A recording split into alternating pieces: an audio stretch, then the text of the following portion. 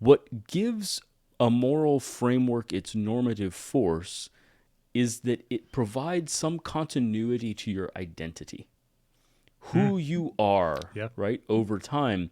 There's a great scene that's often cited. We've cited even in this series before, Martin Luther, when he was called to recant his Yes. heresies, right? Yeah. He stood and he said, Yeah. here I stand, I can do no other, right? That exact phrase flashed through my mind when I was listening to this lecture too. So And it's a good thread. totally. Yeah, And I think that notion of identity continuity plays into this pretty deeply in a couple ways.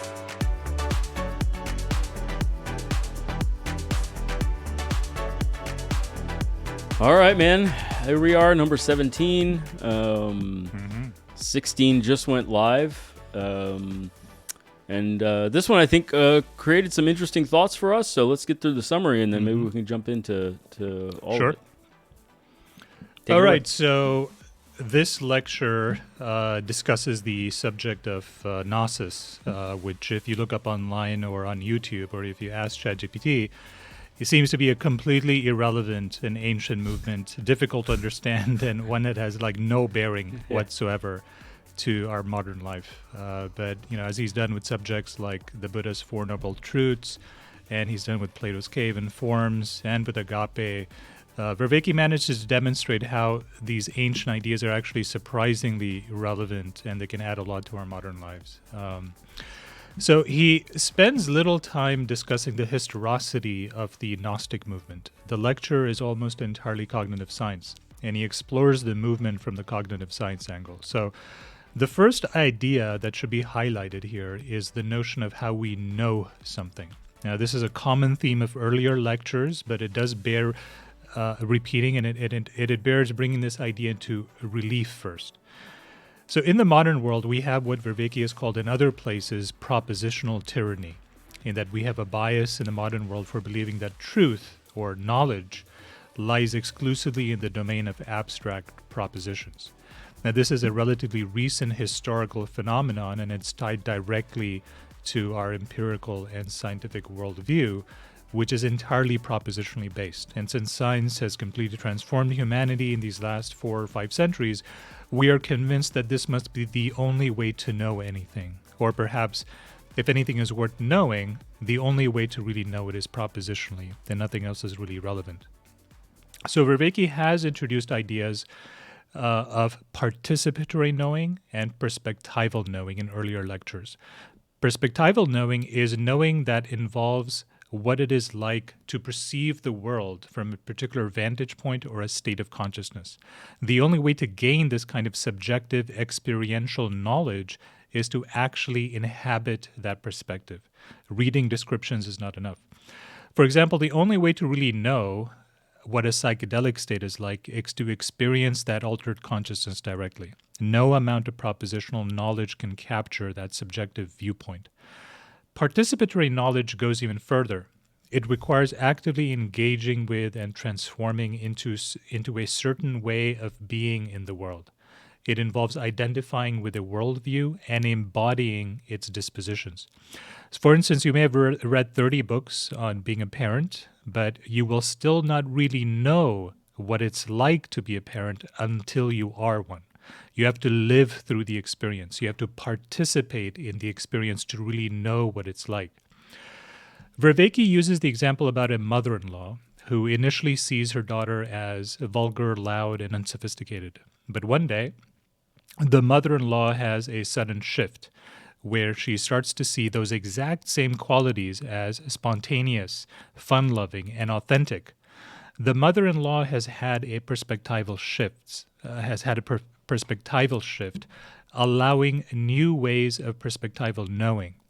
And because the mother-in-law, who is the agent, can now engage with her daughter-in-law with this new perspective, the daughter-in-law, or the arena, will likely also respond and interact differently. There will be a different participatory framework between the two of them. So the agent-arena relationship shifts in a profound way on both sides of the agent and the arena in a reciprocal manner. The transformation is bidirectional, and the label that we're using to describe this phenomena is sensibility transcendence, where the agent has a perspectival shift, and that then elicits a allowance for a participatory shift as well. So this sensibility transcendence also has implications to our moral intuitions. If the mother-in-law sees her daughter-in-law in a different light and has a profoundly altered relationship with her, it becomes non-viable for the mother-in-law to behave in a way that she's been behaving in the past. She may now act with more respect and forbearance, not because of some newfound moral discipline, but because the agent-arena relationship has undergone a transframing. So this example with the mother-in-law demonstrates how changes in our perspectival knowing and participatory knowing can be brought to bear in the radical alteration of the agent-arena relationship or our worldview. Existential inertia is a state of being where you are unable to make these radical changes to your worldview.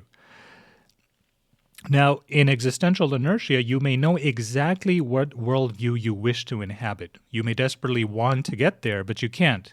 You don't know how to bring about the changes in your perspectival knowing, and you don't know how to change the way that you're participating in your arena, and the result is that you remain rooted and stuck in a certain worldview. And because your worldview is the same, your moral intuition and the things that drive and motivate you can't change either. The problem is further confounded by a second dilemma, which is that you are uncertain about whether or not the new worldview would be something you would want to be in anyway. When you undergo a sensibility transcendence, you are in some essential way changing a core part of your being. And you have no idea until you're actually in that worldview if it will be a worldview that you are fully comfortable inhabiting. So you are not only existentially inert because you don't know how to make the change, but you're also stupefied by the enormity of the change. In a real sense, there's a little death involved in such a transformation, and this is inherently intimidating. Vervaeke then makes an excellent point about how when we are stuck in a certain worldview in this way, the sense of being stuck robs us of our agency, and the loss of agency, of course, is central to the themes of suffering. So this is the layout of the problem of existential inertia. How then to solve it? The lecture moves on to discuss the important subject of play. And play here isn't referred to as fun activities you do with other kids, but actually as a vital psychotechnology.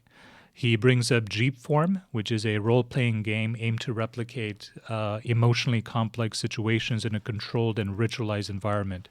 This kind of play allows us to flirt with, to tease and test, to play with, as it were, worldviews that are different from our own.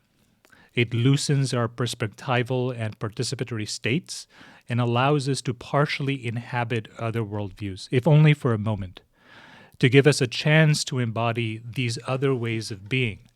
This, Vervaeke argues, is the heart of religious rituals. Now, to come up with these play rituals or these enacted analogies requires a lot of skill. The world of play has to be similar enough to your world so it doesn't feel alien to you, and different enough so you can begin to embody the alternative worldview. So it's a delicate balancing act.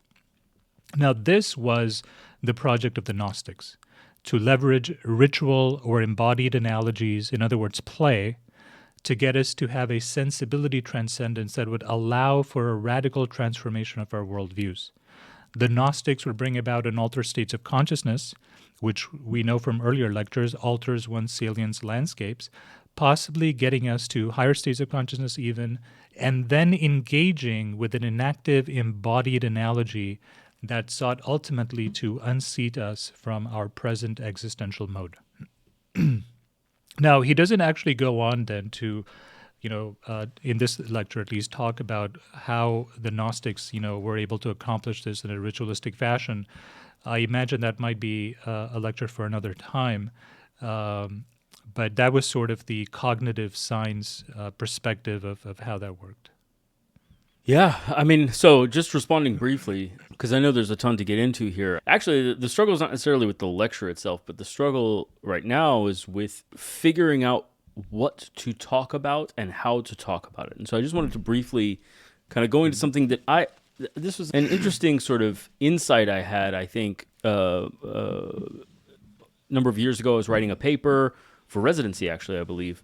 And one of the things I felt was that the argument I was trying to make was not a tower. It's not, okay, you understand this, now you can understand this, now you can understand this, right? It was, in my mind, was a pyramid. You need to understand these 4 or 5 points, and then together they build up the big point I'm trying to make, right?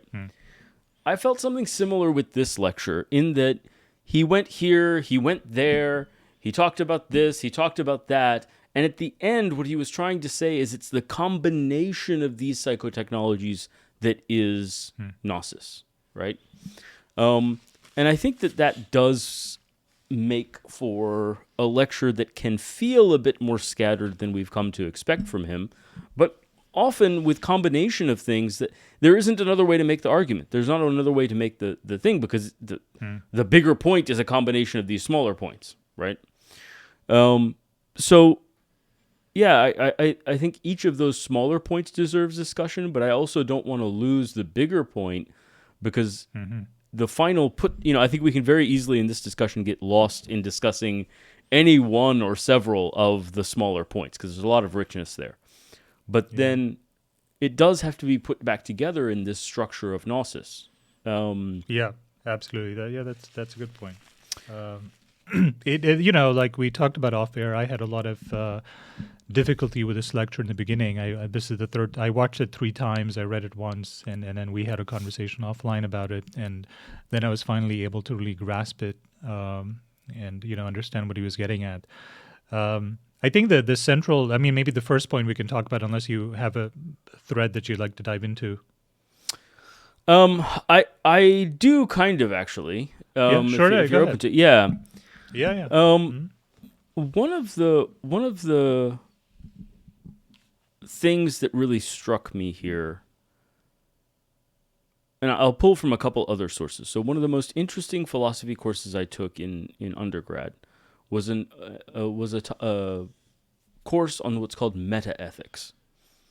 And so ethics is the notion of, okay, what is the right thing to do? How can I know what the right thing to do is, right? Meta-ethics takes that a step further and asks, why are we compelled to do the right thing? Why can't I be like, oh yeah, killing that puppy is the morally wrong thing to do, but so what? Why can't we shrug off moral force, right? And so it's an interesting notion is that if I agree that killing that puppy is the wrong thing, right? There comes out of that a you should not do that. There is a compulsion, an obligation that is created there that has what's called normative force, right? And a lot, we read a lot of different authors on different thoughts on where this comes from, but what I was most compelled by is that regardless of the details of some of these theories, many of them, though not all, but many of them converged on the notion that what gives a moral framework its normative force is that it provides some continuity to your identity. Who you are, right, over time. There's a great scene that's often cited. We've cited even in this series before, Martin Luther, when he was called to recant his heresies, right? He stood and he said, here I stand, I can do no other, right? That exact phrase flashed through my mind when I was listening to this lecture too, so it's a good thread. Totally, and I think that notion of identity continuity plays into this pretty deeply in a couple ways. So he talks about his sons living with him, and he could contemplate like kicking him out, but that would not be a livable worldview, right? It's a very similar thing. Viable. I'm letting my son live with me. I can do no other, right? And similarly, Martin Luther could think about recanting his heresies. He could plan it out. He just couldn't do it and remain himself. Right. And that gets into this notion of, hey, when we are talking about a transformation, when we are talking about sensibility transcendence, we are really changing our identity. We are becoming someone else. Yeah. And that is why it's so hard. That is why it's so tricky. And in many ways, that's why it's so dangerous. That's why these themes of death come up, is that, yes, your previous self will die and you will be someone else, right? And it's not entirely clear how that continuity will happen, right? I think part of the notion here is, at least, okay, so I don't want to get too fixated on one meta-ethical theory, but some of them indicate that like there's like a threshold limit. Like you can violate your ethics a certain number of times before your identity starts to fracture beyond your ability to recognize yourself, right? So, okay, you can kill one puppy, right? But by the 10th puppy, you won't be able to figure out who you are anymore. There's a problem there, right? So that's the danger I think that we instinctively sense here is, if I go through too many sensibility transcendences, I will lose the thread of continuity with myself, right? And it will no longer be a transformation where I transformed into a new version of myself. It will truly be, I lost myself and don't know who or where I am. I have no connection with my past self because there were too big of a switch, and now I'm recreating a new self very much from scratch, right? And that's challenging. So, moving on, the other, and this is somewhat of a continuous thought. I think something he did not make clear, right, and that you and I can argue about, is in the context not only of what he called existential inertia, but existential ignorance, or the being stupefied that he discusses. Yes, you cannot know what it will be like after you have made that transformation, right? But there are some transformations that we somehow want to make, and there are some transformations we don't. For instance, at no point was he discussing, hey, actually, I can think about kicking my son out, and I can see the advantages, but I can't live in that world. But I could go through a sensibility transformation to become someone who could kick his son out, right? Yeah. But why not? Why isn't that something that he would think about if he sees some advantages there, right? Like, why is he not pulled? I think in more personal terms, you and I have debated dating off and on in all these different ways. Well, why can't I go through a sensibility transformation into someone who doesn't care how attractive my partner is, or doesn't care how intelligent my partner is, right? Wouldn't that be more convenient? I could find an intimate partner in a way that I've struggled to do, if only I could become someone who didn't care about these things, right? So you can see the advantages, and yet that is not a transformation that I would seek out, despite being able to see clear advantages of such a transformation. And so it's not entirely clear to me why there is some pull towards certain transformations, and then there is not a pull toward other transformations. Another way of putting it is, there seems to be something peeking around that epistemic wall, right? And it's not really clear how or why, but we might contemplate becoming a parent. We don't contemplate becoming a serial killer, but it's not clear why. Yeah. I think perhaps the implication is that to some extent it's understood, but again, you raise a good point, right? There's like you said, an implication of an underlying moral direction, some sense of the good. That's a complex, question, right? Is how should you then orient the series? This is kind of a meta question, really, about sensibility transcendence. Is like, well, which one should you choose, right? Forget about, let's say you've mastered the psychotechnology. You are the dungeon master, right? Exactly right. And you're like, okay, what consciousness do I want to assume today, right? Yeah, I think you've gone a little bit beyond the scope of the lecture. For sure. But I don't know how to answer that question. By the No, way, neither do I. it's an interesting one. Not one that didn't occur to me at all when I was listening to the lecture. But I think it is worth emphasizing, though, the something that he didn't spend a lot of time talking about, which I also found profound, which you're also bringing up as well, which is when you do have an altered agent arena relationship, you can't help but do the morally right thing. Right. In fact, the morally right thing is just, the only option you have left on the table. You can't, Vervaeke, can't even fathom kicking his son out. Right. Sure. And he, takes pains to, state that this is not some moral character that I just found yesterday. This is just the, with this kind of perspectival knowing, and this kind of participatory knowing, in this worldview, I can't be but anything else, right? And it really, he's talking about morality, but in my summary, I used the word drive as well, right? When I was talking about this particular aspect of it, because, one example could be, you've got a lot of weight to lose. There's some, discrete aspect about your life that you could improve. Now, it's not some deeply metaphysical thing, but it's, whatever, weight loss is one of the things that you're interested in. Now, in a certain worldview where you just can't help but, feel and view yourself as fat or just as someone who's out of shape or whatever it is that's kind of caused you to be stuck in, a sort of an eating disorder cycle. Whatever that is, when you hopefully flip out of it through a sort of Gnostic transformation, then you can't help but go to the gym. You can't help but be concerned about what you're eating. You can help but feel a greater sense of resistance when it comes to eating junk food or whatever. So it's not so much that the transformation then uncovers reserves of willpower, which something he's criticized before. It's like, just do it, just don't eat, just go to the gym, just listen to another David Goggins video, right? Motivational speech, and you'll get it done, right? Yeah, exactly. Is that when you undergo that shift, you can't help but be.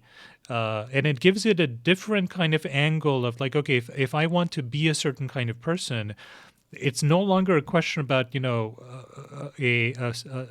will that's strong enough, right? Or I'm just not determined enough, or I just don't want it enough, And if all of those things are true, then you just don't have the right agent arena, ordering for that particular problem. I think there's an interesting mix between the two as well, right? I think one of the things that David Goggins is pointing out in some sense is a mechanism of making that transformation, right? On some level, if you run enough marathons, right, you will transform your identity to some degree, right? I don't know that that's the most efficient method, but I think that's what's being pointed at, is that yes, you have to go to the gym a certain amount to... It's not a purely internal, I can change my self-perception into someone who is athletic just by thinking about it, and then I'll start going to the gym, right? Sure, of course. There is the agent arena interaction. It's like, well, I have to go to the gym and work out a certain amount before I can really affect that sensibility transcendence, right? And so that's the ritual. I mean, there are these. I think that's why he's talking. With so many aspects of participatory knowing, doing is often more important than the internal part. Sorry, just to add one little bit there, right? That even in other things I've written and discussed, I've been fascinated with the works of Jung, and one of the things that struck me in particular that he briefly referenced here is that Jung even felt that the best or most important modes of therapy were embodied. That even the archetype and the shadow that he talked about, kind of integrating the shadow and that kind of work, had to be an embodied enactment, right? And he even himself said that this is one of the limits, is that we talk too much. Therapy is so much about talking that it is not often about enacting. And I was a little bit, I have to say, and I'll cede back to the point you were about to make. just to brief aside, I was a little frustrated with his like, oh, therapy works thing. I was like, yeah, therapy with you might work. I mean, if you're that brilliant, sure, and you're having people talk to the chair and talk to their mom and enact these things in this sort of embodied way and all that. I've done therapy a fair number of times with a fair number of people. It's all talk and validation and, oh, I'm sorry you feel that way. I mean, like, okay, it's not helpful, right? But it's very hard now to find somebody who is going to embrace challenging you in this kind of imagine your mom's in that chair and now talk, like, that's great, that's cool, that I can see how that might work. I've never met a therapist who's doing that. So painting therapy with such a broad positive brush rubbed me the wrong way a little bit. Anyway, brief fair aside. enough. Yeah, that's fair enough criticism. Just going back on the David Goggins example, the thing of it is, if you had the right sort of worldview when it comes to, say, just losing weight or something, you would figure out the processes, right? It's not as if, I mean, if you were motivated, you're like, okay, how do I lose weight and get in shape, right? Sure. And you would seek out resources, whether you got in touch with David Goggins or not. The larger point that I wanted to make, and I think this is apropos for me as well, because I sometimes, give myself a lot of flack for like being undisciplined and like, well, I didn't do these things I said I was going to do, and I don't have enough willpower. Like, what a terrible person I am, and I'm so lazy. I mean, I do a lot of that thinking, and this is kind of but there's also I have also been in other situations where when I was really convinced of something, then I would just basically just like long hours of just backbreaking work. And, so the two things are not consonant with each. I'm either lazy or I'm not, right? Yeah. But if I'm like incredibly hardworking in these certain contexts and in other contexts I could barely be bothered, then it strikes. And in, the times that I was like really hardworking, I wasn't trying to be. I mean, I just like, no, this stuff needs to get done. And Totally. It would just happen, right? It would just be how I operated, right? It was not a function of will. So that was a very interesting way of framing things, right? And it gives me an ability to rethink, the things that I haven't done yet, the ways of being that I want to be, right? The like he was talking about, and I have very discrete kind of ways of being that I feel like I've failed at. And when he was talking about the lecturer, and he was saying, I know I want to be there. I can see myself there, but I just can't get there. Every time I do, I end up right back where I am, right back. I'm existentially stuck. And part of, perhaps getting unstuck is not some, superhuman application of will. But what he was pointing out, which, made this more accessible to me, is that, if you want to, live in the worldview that you've imagined, and willpower isn't getting you there, right? As it's not in these many other domains over like, my 2 decades, of actively, being a grown-up adult and trying these things. Then the problem really is a problem of existential inertia, hopefully fixable by some of these psychotechnologies that the Gnostics have sort of introduced, right? I mean, for me, this lecture sort of opened my eyes to the possibility even, right, that, you could alter the direction of your life in a very fundamental way by just undergoing this sort of transformational shift right through this Gnostic process. And it was not about, the only reason you didn't succeed is you didn't have enough willpower. You should have written things down and made a list and stuck to the list, right? Sure. And done these other sort of like, mind hacks and tricks to get you to where you're going. Whereas perhaps a better way of thinking about it is like, listen, in these particular things, I was just an incredibly hard worker without any self-discipline involved. And these other things, I'm just completely lazy, right? Mm-hmm. Now, I still want to, do these other things. I still want to have these worldviews. But now it's not so much like, I'm actually lazy and therefore it's impossible for me to do them. It's like, okay, what kind of a radical transformation, a Gnostic transformation do I need to perhaps enact, right? And so he's given me a language perhaps for some kind of strategies that I might be able to enact to try to get to where I'm going, right? But of course the transformation is very profound. It's not like, you just like, wake up 50 minutes a little earlier in the morning and, you do these 5 things and then therefore you'll be a new man, right? It's like my personality has to change. My relationship as an agent in an arena has to drastically change. Yeah, but also I was struck by the similarity between the mother-in-law daughter-in-law example and the example of the guy who goes to therapy and says, "Oh, I'm stubborn and that's what I want to change. But what's the thing you like best about yourself?" "Well, I'm persistent, and I'm Yeah. tenacious and I don't give up." Right?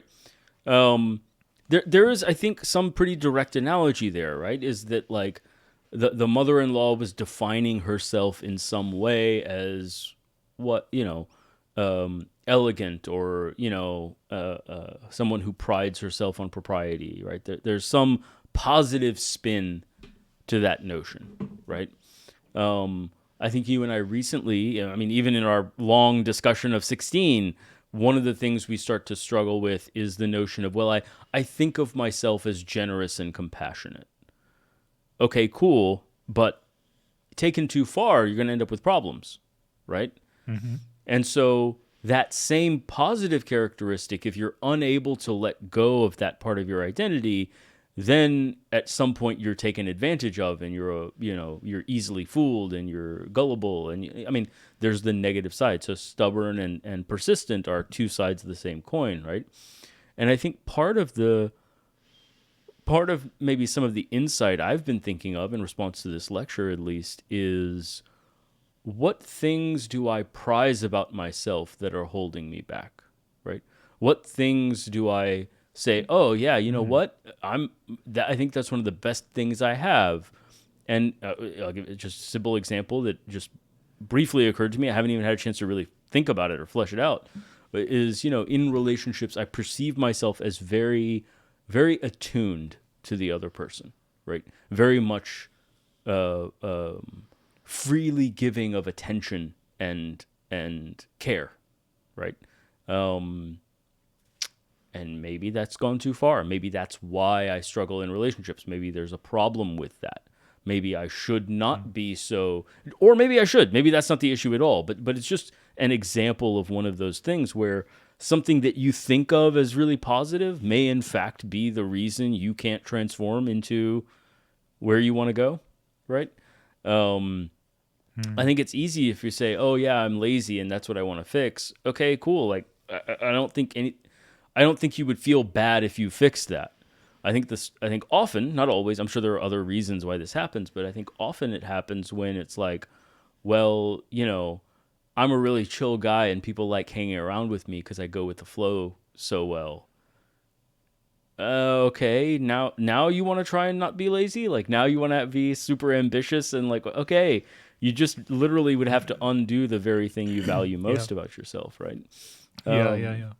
And I yeah, like I said, I've just gotten the edge of this idea as I read or as I listened to the lecture, and I don't exactly know, but I do think there's some interesting insight there when you're struggling to make one of these transformations, that it's maybe the place to look is in the things you value and think highly of yourself about as the sources of limitation, not the things you think badly, not the, you can rightfully perceive your shortcomings, right?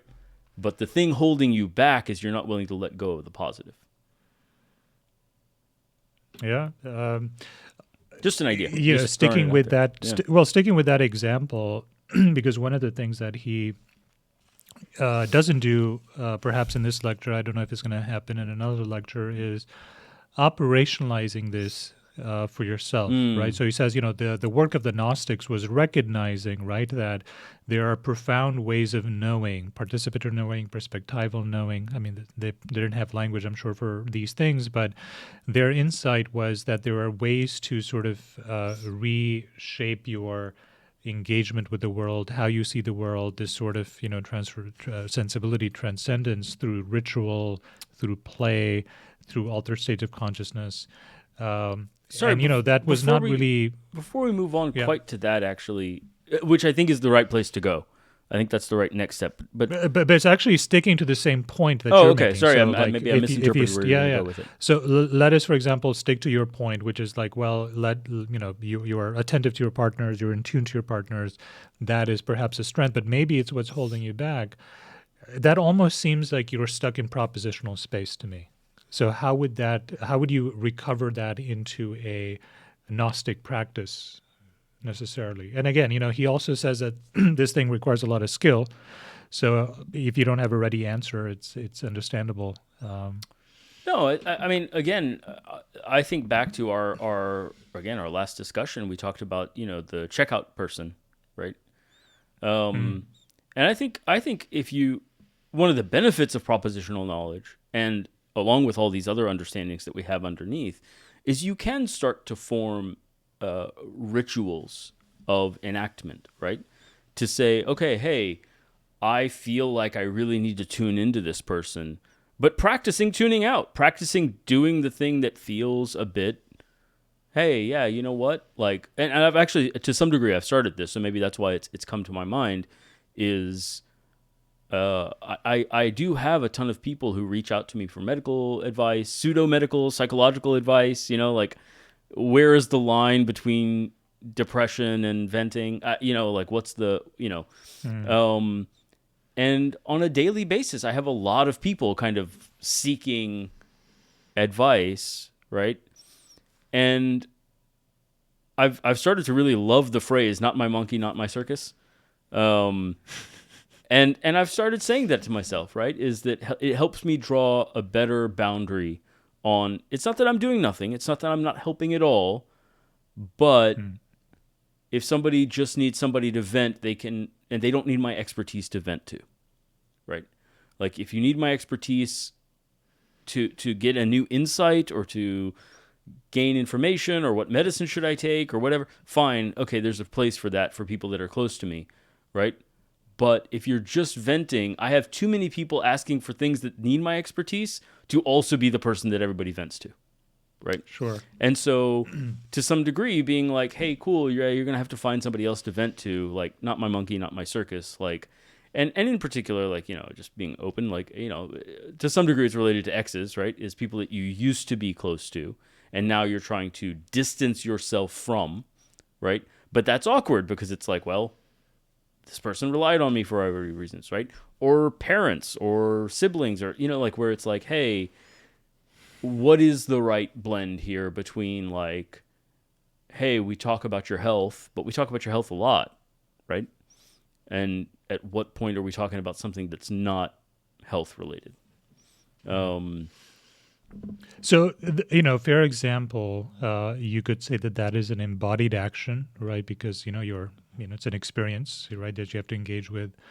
It doesn't feel like there's a ritualized element to it, right? So at least in this, in this example, I don't know that it would sort of like reach to the level of, a Gnostic sort of practice, I would agree, right? Because, yeah, so I was, so I actually played with... Okay. Yeah, like I'll give you an example. I actually was eager to talk to you about this example because, like we did with Agape and perhaps even Stoicism, I think we both through conversation figure out a way. At least I did, through conversation, how to operationalize it and actually deploy it into regular life, right? Because right now this lecture is really the theory, right?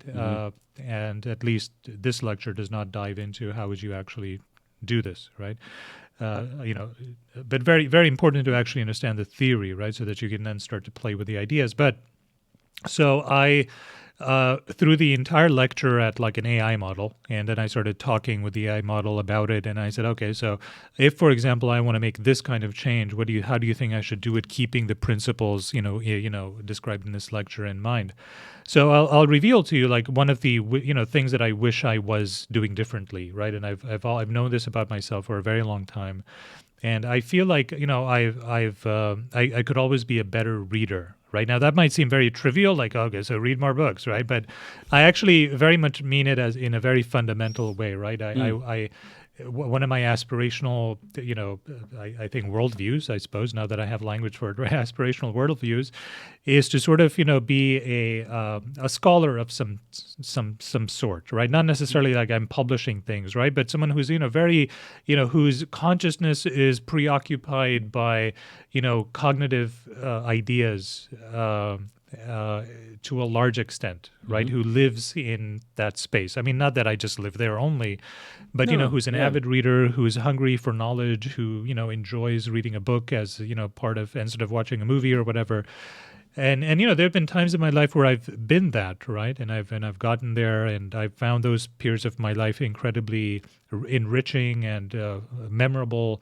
But then I always slip out, right? Then I lose track of like, oh, I should read this paper, or I should struggle through this difficult philosophy problem, or whatever it is, right? And then I just get lazy, right? And then I don't read as much as I want to. I listen to someone like Mark Zuckerberg, who reads like 150 books a year or some ridiculous number, or even Bill Gates, who releases his, 100 books I recommend you read this year. I'm like, dude, does this year 100 books? Like the guy, these people are just, Charlie Munger is another good example, right? So I view those figures, right, and the way that they're just active, sponges of knowledge, thirsty and hungry for expanding their cognitive horizons. I view that with envy almost. Not envy in a negative sense, but in the sense that that's the worldview that I want, right? And I'm like, okay, so that's where I want to get to. I've even been there before, and I just keep slipping out and just turning into a lazy guy. So how could I, in a Gnostic manner, try to operationalize a transition to that worldview? And I threw that question to the AI model. I'm like, I don't know how to operationalize this, so why don't you give me some ideas? So it gave me some ideas, and I'm going to like give them to you and get your opinion on whether you think. I mean, not that you're an expert or I'm an expert, but it'd be useful to know. So some of the suggestions, I said, give me concrete suggestions. I don't want some wishy-washy stuff. I want you to tell me what to do. And it says, well, what you could do is you could set up an environment in your house that, it just looks like a beautiful study table with a proper lamp, leather book, maybe get a fountain pen. In my mind, I didn't say this, but in my mind, get a pipe. Not that I would smoke it. I would just put it in my mouth while I'm, doing my reading, right? Correct. And it would almost be like a theatrical level of enactment of like, oh, here is my study, the study of a scholar or, wise sage, who enters, in the morning times, to like, leaf through, the reading for the day, right? And it would be all this almost, and I would even like think about like dressing up and putting on like a suit or something because I'm like pretending to like do this important work, which might just smoking be jacket. novel, Honestly, you need a smoking jacket. Exactly right.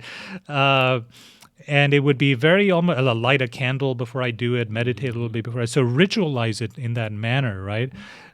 With the understanding that what I'm really doing on some important level is playing. Right, so the meditation prior hand would be altering my state of consciousness, putting all the phones away, having a ritual in the morning that gave a lot of time to this, which would include the dressing up or the making of my coffee or whatever it is it was, and the more sort of play acting you put into the ritual, the more you're perhaps embodying in play. Now, so this is just like very unrefined idea, but I just wanted to give it to you and see what you thought. It's not a bad idea, but I think it's incomplete. That's high praise coming from you. It is, yeah, actually. But I do think it's incomplete in some way, and I'm trying to a little bit put my finger on it. I'll talk around the edges of it and then see if I can make my way in. I think one of the challenges. And let's just stick specifically to your example that you've given, right? Because just maybe by being specific, we can get broader points, right? Knowing you, I think one of the challenges you face in that realm of scholarship is that your vision of that is in conflict with other visions for your aspirational worldviews, right? And so, just as a simple example, the notion of forming communities and networks creates an entire set of tasks that precludes spending hours a day alone in a room studying, right? And so that's where I think the rubber hits the road. It's not just the notion of like, oh, create this theatrical. That's maybe part of it, right? But I think a bigger part is what other aspirational worldviews would suffer if you decided to do that. And that I think ties in, you work out, right? Like you eat certain ways. So what other aspirational worldviews would not be accessible if you were to do those things, right? And so, and by the way, I also believe this in terms of like, it's, you know, I don't think either Zuckerberg or Gates strikes me as particularly wise, knowledgeable, emphatically so, and ambitious and driven, and there are many positive characteristics there. But I don't perceive a great deal of wisdom, right? And so if you are pursuing wisdom, if you are trying to enhance your wisdom capacity, there's a trade-off there. You run out of time to pursue knowledge in its own way, right? You may not be able to read 100 books a year because you are playing at being a sage. You are enacting that, right? That's the thing that you're ritually. So anyway, long-winded way, but just to get the edges of why I think there's a conflict there that has to be solved before you can really reliably enact this kind of thing. And I think that's a little bit what we've kind of been talking about in all these different ways. Is he gave these very convenient examples of like the mother-in-law and daughter-in-law and this and that. What he did not say is, and the mother-in-law's, social circle fell apart because she had given her daughter-in-law this acceptance because they were all also snooty and looking down on this type of coarse behavior. And now she doesn't fit in anymore, right? But that truly can be the cost of those decisions. And those can be the things that prevent people from making those decisions, right? And so, yeah, I don't know. I hear what you're saying. Yeah, I know. But I think it's more that's complex. Well said. I mean, it could even be that I'm stuck in stupefaction, right? In the sense that I don't know for sure if that way of being is really something that I would comfortably inhabit, right? And not because it's not appealing to me, but because I don't want to give up my current worldviews or optionalities, right? You talked about look at all my options, right? And I think that is to some extent true for me as well, because as you know, one of the things I really covet is optionality and freedom, right? So in the past I've gotten on a plane and disappeared for months at a time, wandering from one country to the other. Hard to do if you have this completely different worldview, where, I got to sit down and read books and papers for at least 3-4 hours a day. Hard to do, when you just go from one European city to the next or one country to the next, for weeks at a time. I definitely do see what you're saying. That it could be it could be this. I want to keep my options open, right? And that's why I don't want to commit to the new me, right? Because he said it very well, right? Like, if I commit, I don't know what I'm missing, right? But if I don't, I don't know what I'll get. Yeah. And, that's the challenge. I will say too.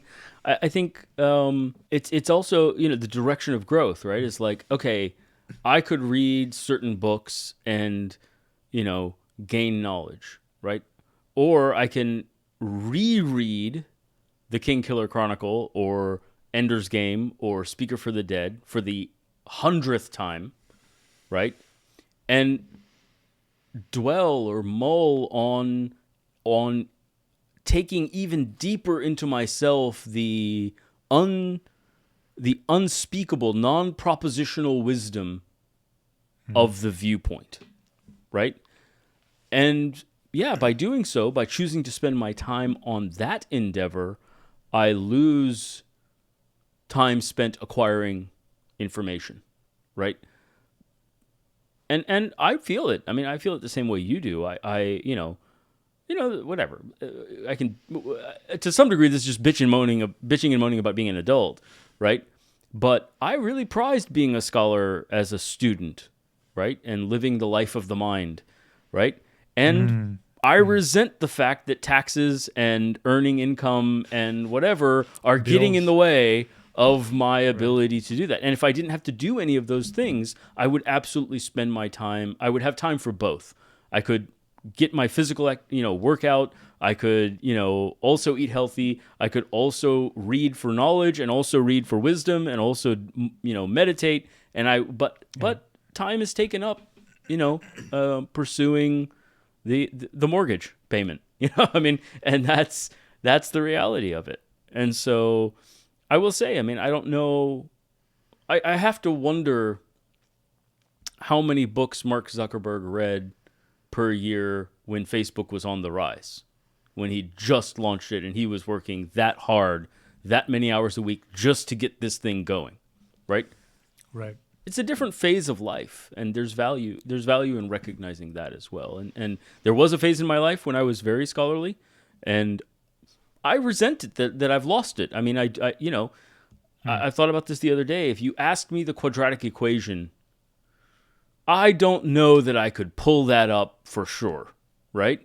Like minus b plus or minus square root of something over c, something vaguely, right? But I don't know that I could just pull it up, right? Like I'd have to play with it, look it up. It's not fresh anymore. Like I was very sharp in mathematics as a kid, and now I'm not. I mean, that's just the reality. I've lost something there, and I would love to regain it, right? I have a lifetime goal of going through the Feynman lectures and kind of like regaining my physics knowledge. There's all these things I would love to do on the scholarship field, but that's not the phase of life I'm in. You know, there is a little bit of reality, the fact that, you know, my time, energy, and attention are taken up with other important big projects, and that one is on the back burner and will be for a long, long time. Sure. Yeah, me and you are in different phases in our lives, and I do have a bit more time, right? And we talked a bit about this, offline as well. Is that I'm sort of looking for projects to sort of fill my time with, right? Because I've now only practiced medicine kind of part-time now. Sure. And I'm looking for, something to do in the rest of that time. And so that's kind of why my mind wanders to, well, I like you as well. I think this phrase is really good. A life of the mind is what you said. What was that? Yeah. Life of the mind. Yeah, I think that's a very apt phrase. Now, I don't want to exclusively live there. I mean, but Sure. But I recognize the importance of community and just doing silly things that that are not cognitively exciting, or just going to the park with friends, right? That's valuable to me. And but, what I struggle with again is just playing around with that too, though. I mean, like, I do think that there can also be some conflict, because what we're doing here is that here and now, right? Is Vervaeke's lectures are deeply invested in the life of the mind, ingesting them, contemplating them, discussing them, very similar to what people do in a graduate program. I mean, that's right. Now, not as focused, not as much time per week, all the things, but the core of the concept is very similar, right? Is engaging the life of the mind. And so it's not that you don't, right? And so there may be some conflict between your traditional envisionment of that as book-based and the fact that you are doing it, but the world has moved on and it's no longer completely book-based. It's a different medium. Medium. No, I one of my, I have a lot of criticisms of myself over the last 2 years. I have many criticisms of you. If you're ever short, they go back longer. I'm happy. Yeah, they go back no, much years. Longer. But one of the things that I have to acknowledge that is I've done a lot of personal growth. I've learned a lot. I'm in a very different place, mentally. My worldview actually is a very different place today than it was 2 years ago, right? And and you've been sort of like had a front row seat to a lot of that transformation, right? So I hope you can reassure me that it's not a delusional. Not in the slightest. No, and actually, I actually within this lecture thought of you in that regard, right? And I think this highlights such an important point. Actually, is the notion of, and so we'll reference one of his concepts, an unlivable worldview, right? So the notion of the livability of a worldview, and I think a lot of the meaning crisis in general, perhaps, is people coming from a scientific background and arriving at an unlivable worldview, right?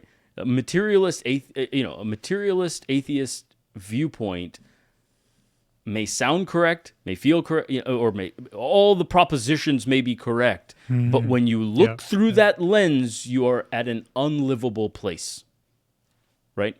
And it can be embodied. Yeah, really. exactly. Or when you do, the embodiment of that worldview is despair and nihilism. That is the embodiment of that worldview, right? And so, if you're like, oh yes, I'm embodying this worldview, and I've ended up with nihilistic despair, or, and this is what I see more commonly, is, or I'm not really embodying that worldview, right? I'll speak it propositionally if you ask me, but I say the word should, and I say, hey, you see this all the time with Christopher Hitchens type characters is you should believe this, not there. You have no choice about what you believe. I don't know why I'm even talking. Right?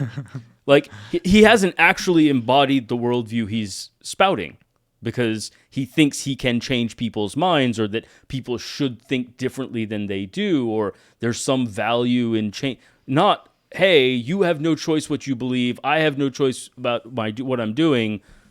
Right? So it's kind of a little bit bullshit in even the Frankfurt sense, right? Is that like, yes, I'm spouting this worldview, but contained within it is actually I'm not willing to live there, right? And so I see that a lot with materialist atheist friends who Jassim's a great example. He's super generous, kind, all these things, and there's a should there. He thinks people should be that way. He believes that what he does matters. He believes that the choices he makes matter, while at the same time explicitly denying the concept of choice. Right? And so that's kind of my example of an unlivable worldview. And I think you started there, felt the unlivability in a very powerfully emotional way, and have had to adjust to, well, now what, right? That's unlivable. Where do I go live? And yeah, over the last 2 years, I think you have been trying to find, all your explorations, I think, about like where to work, where to live, what to do, how to be, engaging with these discussions with me, all these things are experimentations of let me go embody what it is like to live in a small town in Missouri, right? Is that livable, right? It's not. Okay, well, let me try and work in Austin in a hospital. Is that livable? Oh, no, that's not livable either. Okay, maybe I have to combine working one place and living one place. That's also, I'm going to try that out and see if that's livable, right? And right. It's one of these things by playing, by trying, just buying a dog, right? Going on a trip with the girl you're dating. It's these like, hey, let me try this out, see if this worldview is livable. I think there's some reality to that. And I think that while you're doing that, it's a big ask to also say, well, I'm going to spend 4 hours a day with my pipe and my book and, take, right. I think that's... This is really just an elaborate excuse to get into pipes, really is all it is. I've enjoyed smoking. I thank you for being charitable about my failures the last 2 years. They feel like failures to me. I'll be frank with you. That's an interesting framework. I would not frame them that way at all. It's just interesting that you frame it that way. In the sense that, I always, not to get into details, but, the last few years have been very difficult for me psychologically and, I've been going through a lot of stuff, lots of mind share, taken up by other things not in my control. And, it just felt chaotic, right? The last few years have just felt very chaotic for me. And when I look back, I think of it, I was like, oh man, these few years, they really, really sucked, right? And I feel when I look back at my reactions then is like, well, I wish like I had handled it better, right? Now, again, it's all relative, right? So, not to like divulge too much of my personal life away, but, I'm in a great position now, a lot of that because of some of the choices that I made over the last 2 years, right? So it's not as if I, was in a dark, terrible place and then I started doing heroin to, solve my problems, right? Sure. I made like concrete steps to do it. So in some sense, I've come through the storm, Sure. much stronger. But when I look back at it, I'm like, man, I don't know. Like, I could have done better. I feel I could have, right? Because it just felt like just so much suffering, right? Okay. Maybe unnecessary. Right? There's a scene at the very end of Ender's Game that I think of often in these kinds of circumstances where, I don't know if you remember the story of Ender's Game. So he goes and there's a war and he kills the aliens and he didn't realize it, whatever.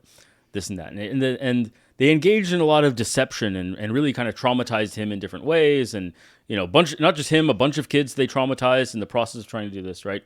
And they were talking about, well, we're going to be called in front of the Senate and all this stuff is going to become public of what we did militarily to do this, right? And the guy says, listen to me. We were trying to save humanity and it worked. Take that. That's the end of the road, right? And you need to put it on them to prove that if they're going to say you should have done something different, they need to prove it would have worked just as well, right? And there's a really interesting notion to that. It's easy to nitpick bits of something and be like, well, maybe I should have done that better. Maybe I should have done that better. Cool. Would it still have worked? Would you still have come through the storm? It's not clear. And until you can prove that you could have done both, it's not just, oh, I could have done that better. It's I could have done that better with no impact on anything else. And that's a much trickier thing, right? I'll say, man, I mean, I'm a bit surprised to hear you say that. Just again, like I said, we've talked about this over the last couple of years. My view of you, I'm the last person to blow smoke up your ass, is those were necessary experiments, each one of them. Not and to frame that as a failure. I mean, it's like the old Edison cliche is like I found 10,000 ways of not making a light bulb, right?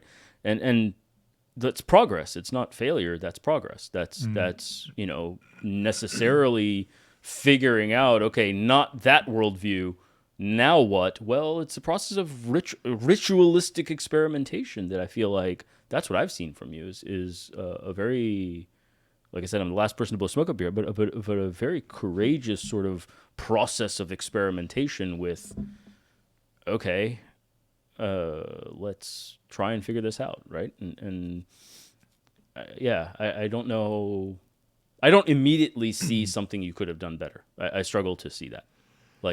Now, I will say this too. Right. One of our big ongoing arguments, I think subtly under the surface, which may contribute to why I don't see something you could have done better, is I don't really believe that the equanimitous response, the peaceful, I'm perfectly at peace and level and what, I don't view that as an ideal, right? I very much think that can be the unwise standpoint, right? And so in that regard, I may rate your behavior as being more wise than you do, because I think you still hold that as a bit of an ideal, which I disagree with. And so that may also be the source of the differing views. Yeah. I mean, it's. I guess that's part of the struggle of wisdom as well, right? Is even if you are able to navigate through the storm, part of you is like, well, could I have navigated a little bit faster or better? With less scars along the way, like dodge some arrows, I mean, I won the war at the end of the day, but could I have won some more battles along the way? And perhaps that's where discernment comes in and not knowing, and perhaps there's something to be said about accepting the fact that, you're going to be flailing in the wind, unsure and uncertain of yourself for probably a long time before you get your footing again. I think there's also a flaw in that thought process that I often, I think, caution people against is if you look back and you say, oh, could I have done better, right? If you take that thought process too far, and we'll talk about maybe, you should a little bit, but if you take it too far, then when you look forward, you're afraid to make a mistake, and you'll never do anything. Right? In order to make forward progress, you have to be willing to make those mistakes, right? And that is very much linked to looking backward and being like, did I do that in the absolute best way? Maybe, maybe not, but it worked, and that's enough on some level, right? Now, it's good to look back and critique yourself because there's sometimes the opportunity for learning, right? And so I don't want to overstate the case that you should never criticize yourself or think you absolutely should second guess, third guess, fourth guess, but not 20th, 50th guess, right? There is some limit where you're like, you know what? I've tried to learn the lessons I can. the set of mistakes and successes I engaged in worked and got me to this point, and I'm going to leave that there because I can't afford to develop a terror of making mistakes. That's also true. Yeah, that's a good point as well. Yeah. We kind of got a little bit off tangent here because one of the things that I really kind of wanted to explore is this idea of how to create these play rituals, right, for transformative experience. So one of the things he did say is that it takes a lot of skill to be able to enact these or construct these enacting analogies to be able to get to that transformative experience. And I wish, he had at least, maybe he will get to this in a later lecture, start, going through some examples, right, of like how you could perhaps access this through therapy, right? He did talk about, the therapist will just say, okay, just talk to your dead mother. She's in the chair, empty chair, just do that. That's a good example, right? But that's a very specific domain. It's like, oh, I'm changing my relationship with my mother by talking to her. But I even if you make a breakthrough there, perhaps that's a breakthrough of, some limited means, right? But when you're interested in, far more transformational kind of changes, and then you want to bring, the ritualized Gnostic processes into this, do you, off the top of your head, know of any kind of examples that might map onto this process? I can think of some, but let's pause for a moment and think about the one we have in front of us, talking to the mom in the chair, right, that he gave us. Because it's not a terrible example. It's maybe not the best, but it's not a bad one, right? And one of the reasons it's not bad is I think if you really think about it, it shows the problem with this process and why it's challenging. Because why it's challenging is, as adults in particular, we struggle to play in that way, with seriousness, with truly engaging. We feel a bit silly and we're not able to get over it, right? We're not talking to that chair, right, would feel silly, and then we would maintain that recognition of the silliness, and we would never enter the frame fully, right? And the play requires entering the frame wholeheartedly, to lose the awareness of the silliness and to really be there talking to your mom, right? And that level of fantasy play is something that adults generally lose. And because the thing is this is that when you're aware of it being silly, you'll engage in a way that's a little ironic. It's sophisticated. It's clever, because you're a little bit playing to the audience of the therapist or the audience of whatever, right? And that irony poisons the interaction. You're no longer really talking to your mom. You're talking to the therapist still. You're just doing it in a weird way, right? So the willingness to lose yourself in the fantasy is a huge part of this form of play. And I think that's where we really struggle, is to be wholehearted in it. And the example I always give is, is kids, when they're, hey, if you want to play Power Rangers, it's like, no, you can't be the red Power Ranger. I'm the red Power Ranger, and there aren't two. Like, if an adult comes and says, oh, you just both be the red Power Ranger, it's fine, whatever, there will be tears, there will be frustration. It's like, why don't you get it? There are not two red Power... what's wrong with you, right? That's not how this works, right? Because they're taking it seriously. They're trying to really fall into that world. And if you won't play by the rules of the world, it doesn't work. The game doesn't work, right? And so that notion of taking play seriously and really engaging wholeheartedly in the play is something that I think adults often struggle with.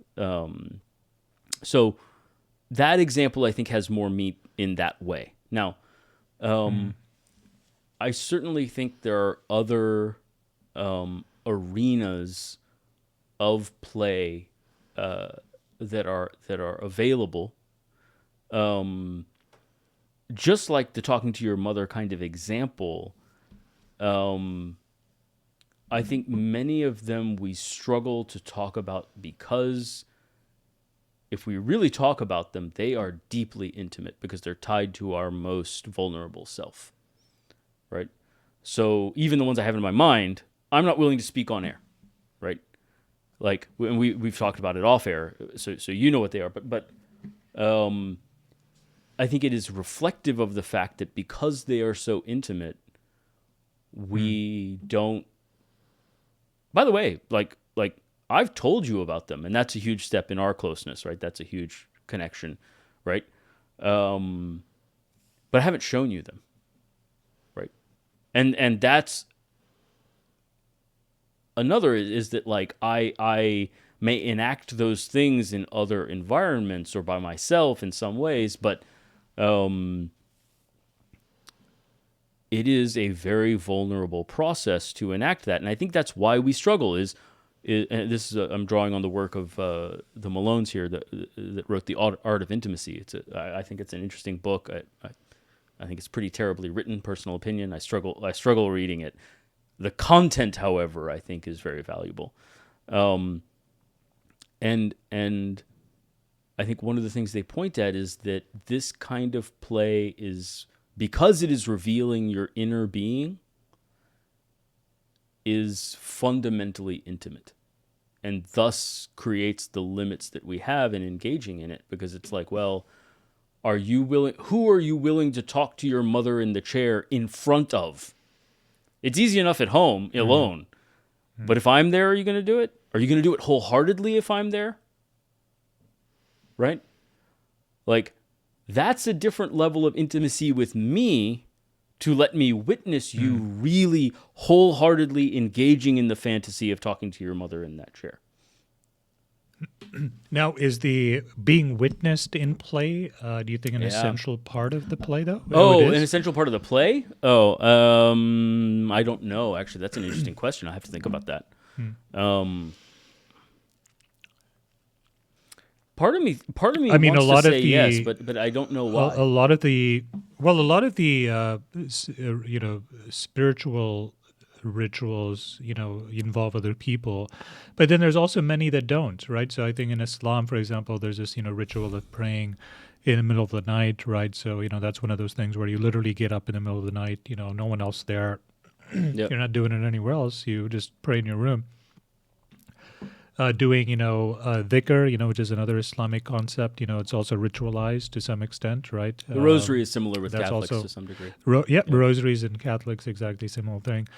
But then, there's others that are very highly, public, right? So, going to church, doing Umrah, doing Hajj, going to Mass, temple, whatever it is, right? Those are they all involve a lot of people. So yeah, I again, like I keep saying this, that Vervaeke hasn't given us operationalized frameworks for how to think about enacting or maybe creating some of these rituals ourselves. Maybe one of the distinctions that maybe comes to my mind, and by the way, I use this notion of intimacy, I don't mean just interpersonal intimacy. I think there's also the notion of being intimate with yourself, being intimate with God. So I'm not only using it in a person, though that's also a part of it. But I think maybe it's also reflective of what the challenge is, right? And it's not always clear what the challenge is. Is the challenge your intimacy with your mother, your intimacy with yourself regarding your mother, right? Or is the thing that's getting in the way is your intimacy with other people regarding your mother, right? And so that can very much determine what needs to happen. If you yell at your mother in the chair alone in the house, maybe that only works if the problem is your intimacy with yourself and the things you've not admitted to yourself about your relationship with your mother, right? If the problem is your relationships with other people are being affected by whatever has to happen with your mother, maybe it does have to be witnessed. Maybe that becomes an important part of that experience. I don't know. I'm spitballing here, but it makes me wonder if there's not a single answer all the time.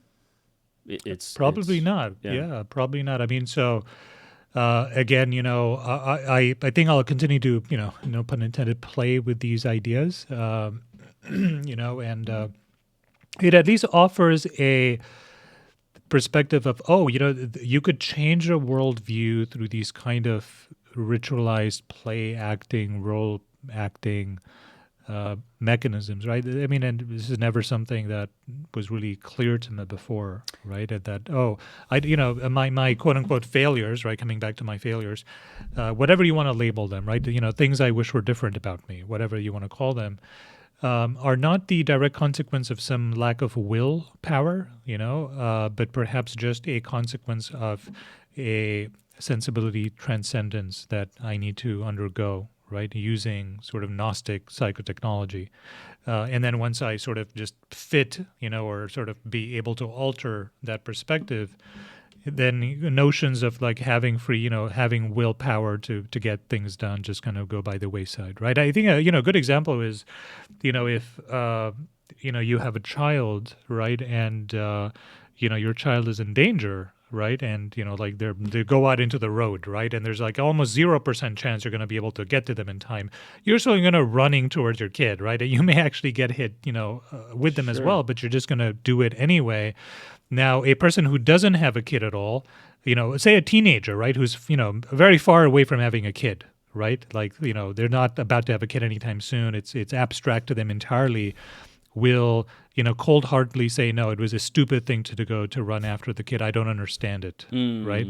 But, you're older and you have kids of your own, you will understand this. Even though you're probably going to get hit by the truck also, you will still try to save your kid, right? And you can only get there by shifting your worldview. There's no other way to really do that, right? So the father that runs after the kid is not brave. He just can't help but do that, right? It's not an act of bravery. It's just like this is if he's living that worldview, then his actions sort of collapse to these moral imperatives, and there's no other moral imperatives that comes into relief but those ones. That is a different way of thinking about how to orient myself towards goals, right? As opposed to like free will, I need more cognitive hacks, right? Or whatever it is. No, I agree with you. Yeah. I'd like to revisit that in a second because my mind has been playing a little bit on the notion of other examples. And I have one that I think it's hard because you and I will relate, but maybe the audience won't. So but that is the process of becoming a physician, right? And that's something I've argued a lot with patients about is I think a lot of people think that the process of becoming a physician is about knowledge gained, right? Is, you go to med school and you study and you learn this and then, and that's why they think that like, very soon we'll have, ChatGPT doing it, right? And it's not. That knowledge is merely the entry point into becoming a physician. You need this set of knowledge, right? Only as the mere beginnings, right? A lot of being a physician is about things like poise and judgment and discernment, right? And that is tremendously difficult to convey to people who don't have that framework of experience, right? But that is why medical education is structured the way it's structured, is because we allow med students starting from their third and fourth year to play act being a doctor, right? With progressively greater levels of realism, right? And I don't know if you remember the exam where they have actors come in and you pretend like, the CS exam, I think it's called, right? And you pretend like you're the doctor talking to the thing and it's part of this. And part of the problem with that exam process is that because the actor isn't really feeling it, they constantly break the frame of the engagement. You can't fall into the fantasy. Right? When you're dealing with a real patient who's really having a symptom, you can fall into the fantasy, right? And we allow third and fourth year med students to fall into the fantasy of being the doctor, however flawed, right? However unknowledgeable, however poorly poised, all these things, to wrestle with, and we even have putting on the white coat, right? There is this notion of like... There's a ceremony. Yeah, there's a ceremony there, right? And so... there's a reason behind that structure that is around this notion of like, well, what is it to be responsible for people's lives in a really real way, and not in a way that where there's always a clear answer, right? But it just requires judgment and discernment and figuring out values. I mean, so often we have patients where, the question is, well, should this person be on hospice, right? Well, you have to understand what their values are. There's not a universal answer for when people. It's about that individual. What are their goals? What do they want? What are their beliefs, right? And that discernment requires a lot of experience of play acting it before you really can get there and do it on your own. Yeah, I wonder if that analogy holds, though. I mean, I'm not sure if it's a Gnostic transformation, right? It's a because it's there. Yeah, you could just. It's almost there, but I don't think it's quite there, right? I mean, there isn't the sort of altered states of consciousness. There isn't. You don't think the level of sleep deprivation we had was an altered level of consciousness? I think that was an altered state of consciousness. Yeah. That is a good point, actually, because feeling tired all the time is part of the experience as well, For right? sure. Yeah, maybe. Again, I have to think about this some more. I have to sort of think about, okay, this is another tool in the toolbox, right? I mean, he's talked about meditation, he's talked about Stoicism, helped us sort of redefine, the Buddhist Four Noble Truths. We talked a lot about, agapic, energies as well. I just want to right? highlight that notion, though, right? Like, I think there's a lot of analogies you could make to something like SEAL training, too, right? Like buds, right? Going through the entry program to become a SEAL, right? We don't say you learned the SEAL information. You became a SEAL, just like you become a doctor, right? And I feel that you are a different person at the end than you were. Sure. Right? And I think there is some transformational aspect to those things. And it's in our speech. We speak of them that way, right? Sure. In a very different way than we might say, oh, yeah, I went to school and I learned about philosophy, is different than becoming a philosopher, right? And you can hear when somebody says, oh, I studied philosophy, versus, yeah, I am a philosopher, right? Like, most people say I study philosophy, even graduate level, even PhDs say I study philosophy, right? But historically, there have been people who were philosophers, right? And I think it speaks to the notion of being and transformation and identity, right? To at what point do you take that in, and that's who you are, and it's definitional on some level. And I think with each of those transformations, this notion of ritualistic play, with or without altered states of consciousness, to be totally fair, yeah, you're right. There's not always that. I mean, you could very well argue in the SEAL team training there is, sure. though. I mean, it's not just sure. self-deprivation. It's not just sleep deprivation. It's physical exhaustion. It's a lot of things. I mean, I could see to some extent, how we've sort of taken it for granted, right? That the medical students, as they get up through their classes, are allowed to enact in this sort of role-playing enacted, analogies that get them prepared for the worldview that they're going to, begin to inhabit. So perhaps that's, something that has been proceduralized, operationalized in our society. I think the question I was getting at, and I don't expect an answer to it, and I'm just like signaling that this is where I'm going to start thinking about, this entire topic is how can you sort of operationalize that for very specific perspectival or very specific worldview changes, right? So even when it comes to, say, relationships or what do I want to do next in life, there still needs to be, I think, worldview shifts, right? Because I'm in the place that I'm in, right? If everything was like absolutely wonderful, then I wouldn't seek to change anything, right? But now that I do have things that I want to change about myself. Now I have language for it in a way that I didn't have before, and perhaps a knowledge of certain psychotechnologies that are available to help me with that kind of sensibility, transcendence, right?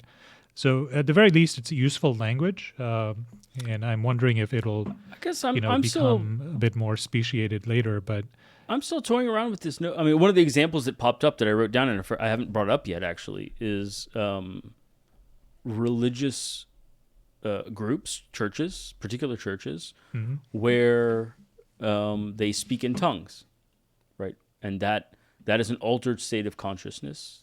It is ritualized, right? It's within a context.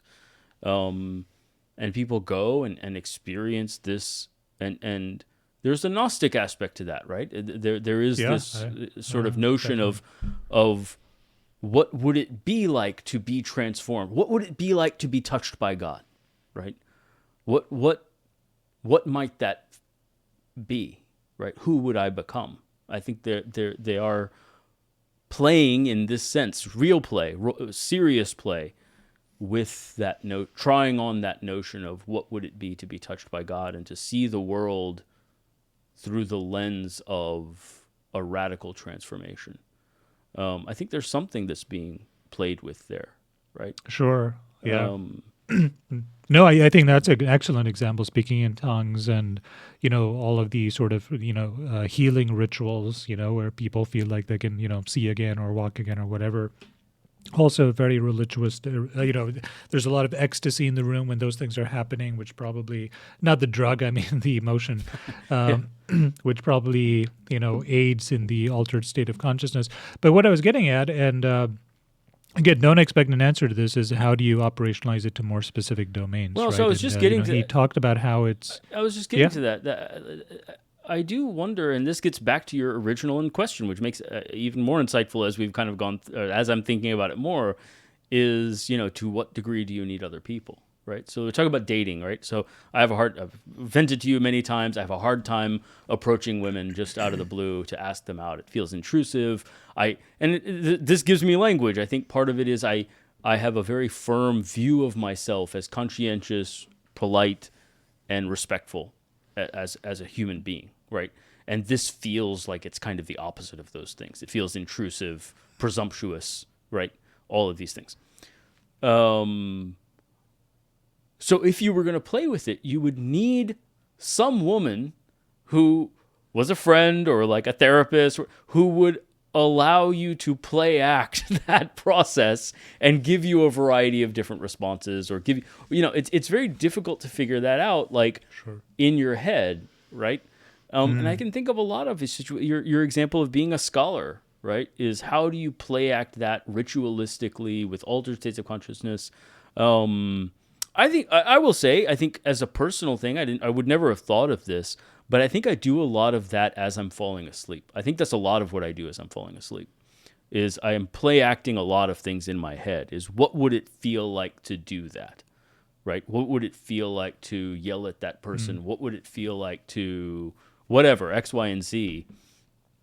And I think I use that sort of liminal space of being half awake and half asleep as a slight alteration. It's very mild, but there's a slight altered consciousness there. And I wouldn't have thought of it until we just started. But it is ritual. It's something that I do almost every night to say to live in other worlds, to live in other whatever.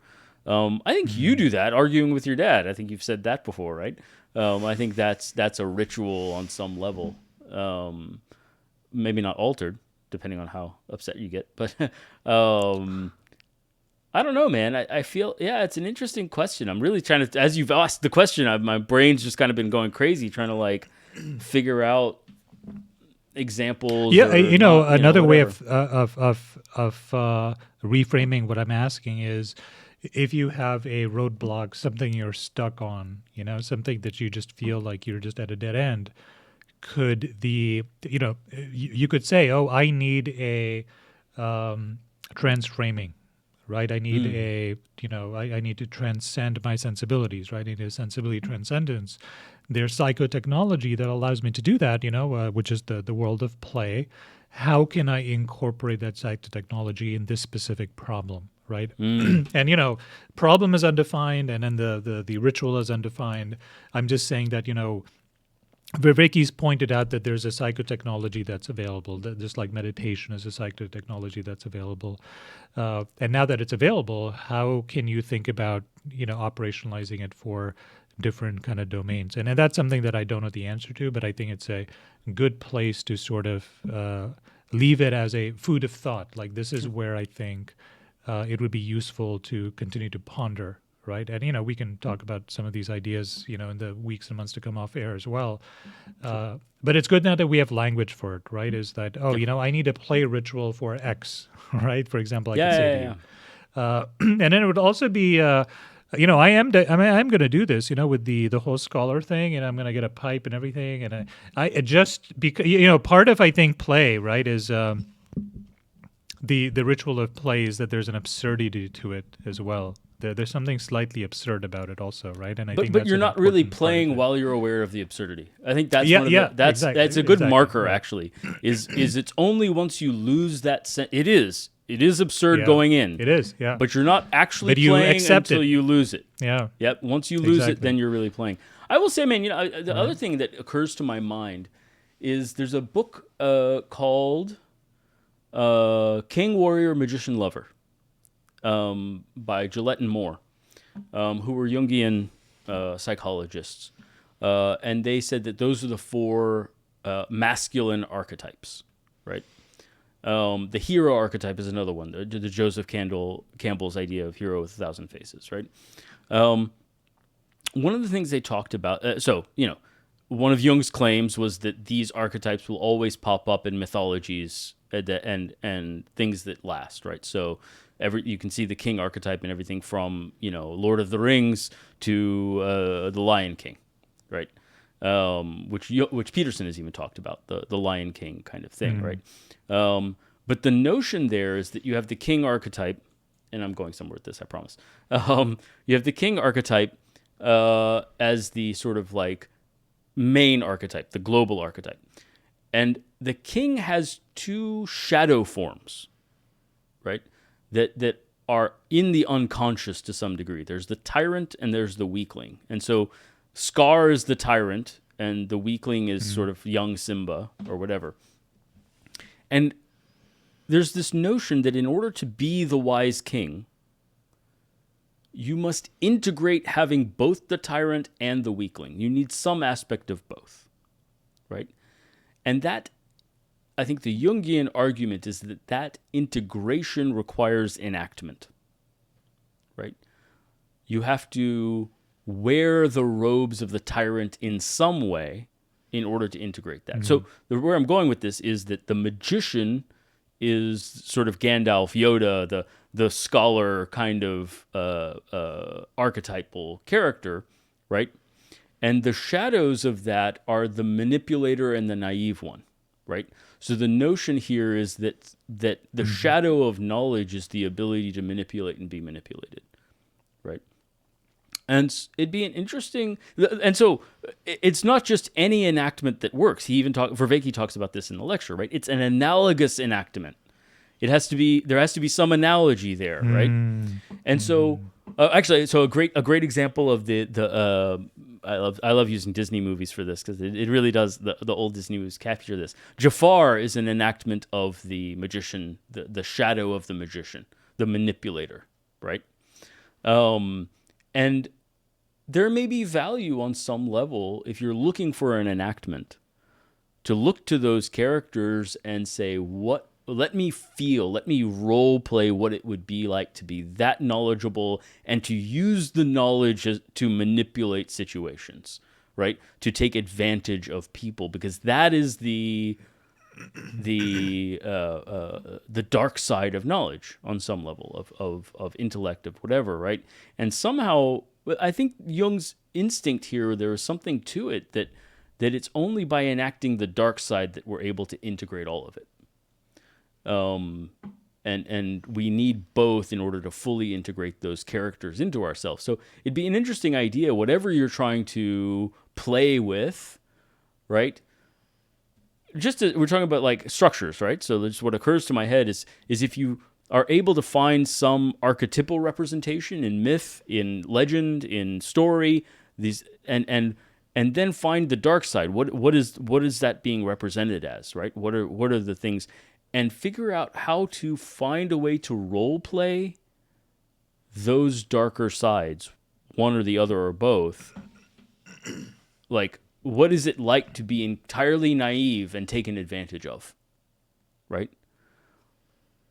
And if you find a way to role play that analogy may integrate you towards scholarship in a much more powerful way, I think, than just the ChatGPT version of like having the pipe and just an idea. This again. Yeah, no, I understand it's an idea. I don't know that I'm taken by it, but then it reminds me of what Vervaeke says as well, is that these things require a lot of skill. Knowing that there's a way to alter your sensibility, transcendence, to enact a petit mal, right, a little death, is very, it probably requires skill, and it's very challenging, and that's given me some, I suppose, comfort that if these role-playing things don't spring to mind, is because this is a very delicate thing. I mean, you're really trying to alter very fundamentally your persona, right? Your structure of your psyche is being, you're coming after it, right? And that's a good way to frame my discomfort with the ChatGPT example, actually, is that I get what you're getting at, but it feels heavy-handed to the point that it wouldn't work. It's not speaking the subtle language of the soul somehow, right? It's trying to brute force something that requires a deft touch. That's how it strikes me, and I don't have a better rationale or characterization than that. Sure, yeah. It's not analogous. Hard to know, right? What is it that makes for a good play? Yeah, a good game, rather, right? And of course, it's going to be very specific to the task you're trying to address, right? So if you have issues about your dead mother, then, pretend she's in a chair and, talk to her. I mean, that's one example, right? But I'm assuming it can get very complicated. These games rather can get very complicated and very personal, and then you also kind of have to be kind of careful that you're not playing the wrong kind of games, right? Because it could probably screw with your head a little bit, right? If you're trying to alter your sensibility, landscape, and then it just goes wrong. I think it could go wrong really badly, I think, too. So that's something to be cautious about. But still a pretty solid lecture overall. Cool, man. We'll catch up with number 18.